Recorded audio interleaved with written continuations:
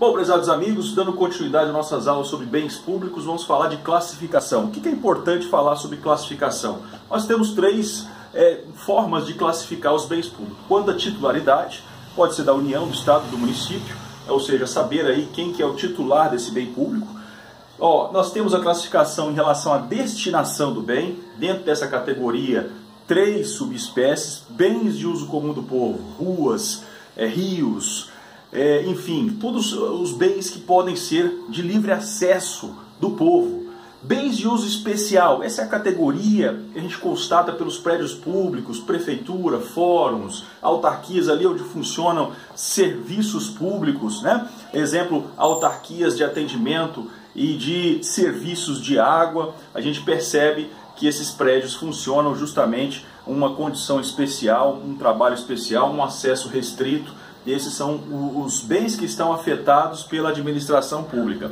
Então percebam que essa classificação, quanto à destinação, temos a finalidade ali de consecução direta de serviços públicos, de atividades públicas. Portanto, os bens afetados, bens de uso especial, a administração pública está efetivamente os utilizando, né? Então não é bem de uso comum do povo, igual praças, situações de ruas, etc. Não é isso. Nós estamos em bens que vão ser utilizados, que são utilizados pela administração pública, né? Como os prédios públicos assim o são.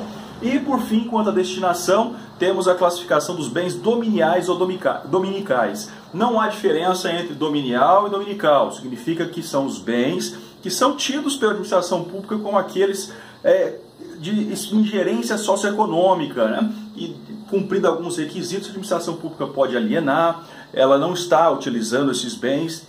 Esses bens estão em um regime até de cunho muito próximo ao regime privado. Inclusive são os bens que estão no nome da administração pública no cartório de registro de imóveis. Se a gente for tirar uma certidão, lá aparece a matrícula individualizado com o município, o Estado ou a União como proprietários desses bens. Terras devolutas são um exemplo típicos de bens dominiais, que servem ali para regularização fundiária rural, distribuição pelo INCRA de terras rurais em pequenas glebas, para que famílias de baixa renda possam desenvolver as suas atividades ali socioeconômicas vinculadas a atividades rurais. Bom, e quanto à disponibilidade, nós temos três subespécies também. Os bens administrativos, quanto à disponibilidade, são classificados como bens indisponíveis por natureza, como exemplo, rios, mares. Você não pode dispor por a própria natureza, não há como vender, alienar.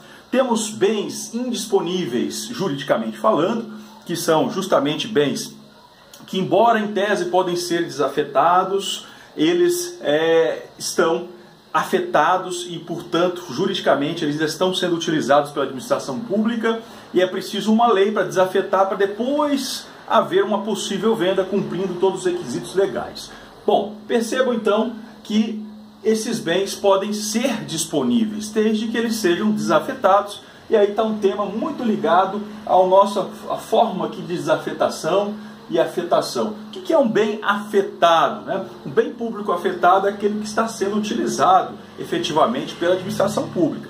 Eles não podem ser vendidos de cara. Para serem vendidos, eles precisam ser desafetados, ou seja, uma lei que venha constituir, venha trazer uma característica de bens desafetados, convertendo um bem de uso especial em bem dominial ou dominical, e assim cumprindo os requisitos legais de justificativa de interesse público, situação vinculada à licitação, por modalidade de concorrência. É preciso uma autorização legislativa específica e avaliação muito bem feita, a avaliação desse bem, para que haja essa disposição. Então isso, nós já matamos aqui a classificação desses bens públicos. Uma característica interessante dentro dessas quatro aqui que eu cito para vocês é justamente a imprescritibilidade. O bem público é imprescritível. Então nós temos que lembrar que formas originárias de aquisição da propriedade, nós temos a uso capião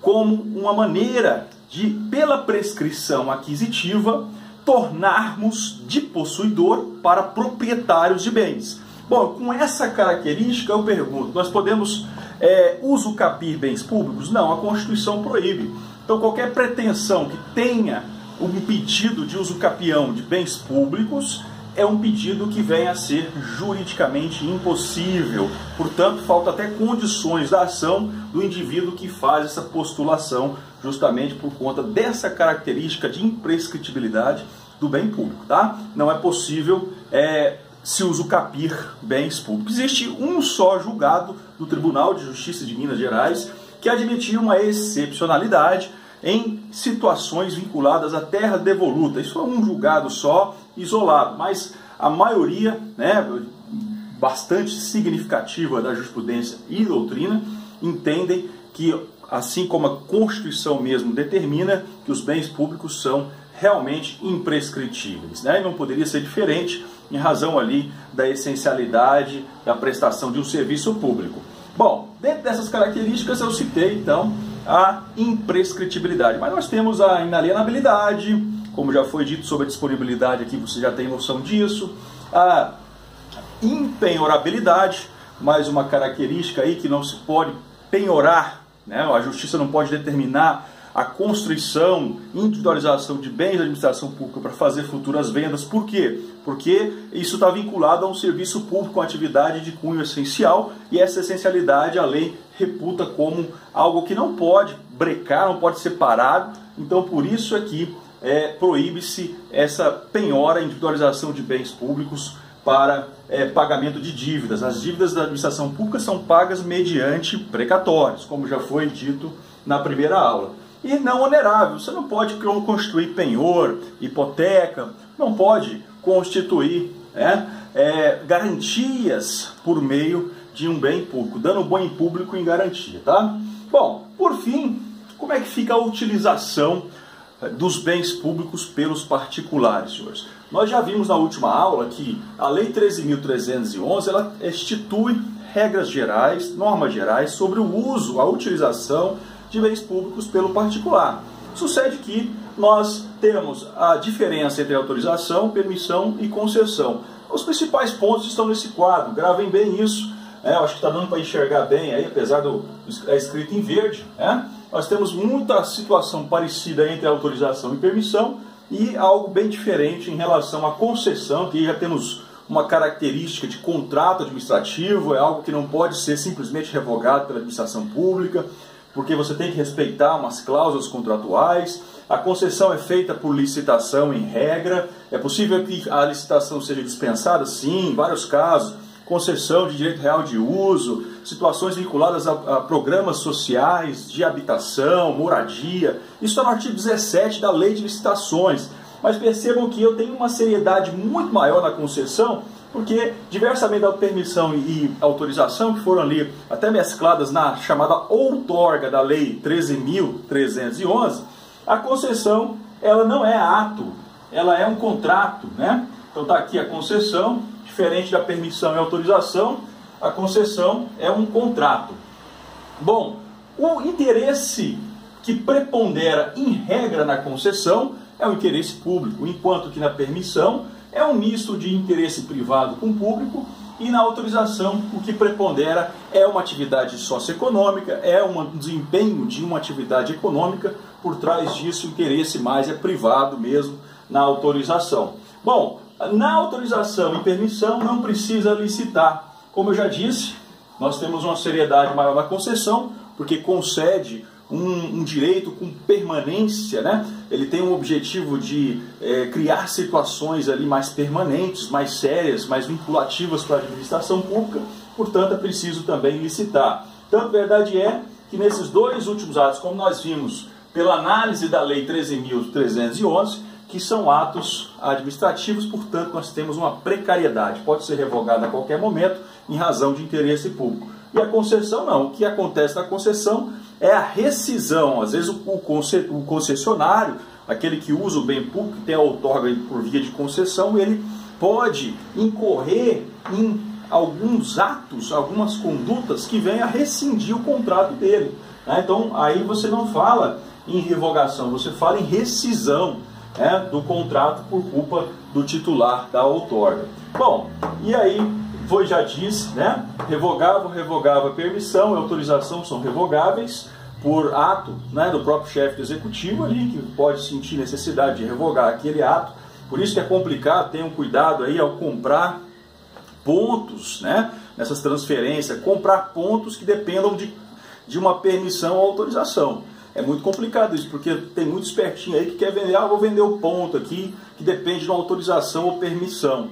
Ora, você vai chegar na prefeitura, paga lá um dinheirão pro cara, faz um contrato e vai ver a prefeitura não tinha revogado o ato administrativo. Então tenham cuidado aí ao comprar pontos, né? Apesar da Lei 13.311 permitir desburocratizar a situação das transferências, é preciso observar a legislação municipal, se inteirar da legislação de cada município e observar como as disposições estão sendo colocadas. Então, em regra, é preciso, inclusive, comunicar, obviamente, à administração pública, fazer uma pergunta, uma consulta por escrito, saber se aquele ponto, aquela outorga vai ser continuada, vai ter continuidade, se está em vias de revogação. Então, quem for comprar o adquirente ali, né, como eu digo no direito empresarial, nós temos que ter a due diligence, ou seja, a diligência prévia, o esgotamento das diligências antes de entrarmos num negócio que pode ser uma barca furada. Então, tomar muito cuidado em relação à compra de bens, né, de pontos comerciais que estão em cima de bens públicos. Com isso, nós fechamos as nossas dicas sobre bens públicos. Até as próximas aulas.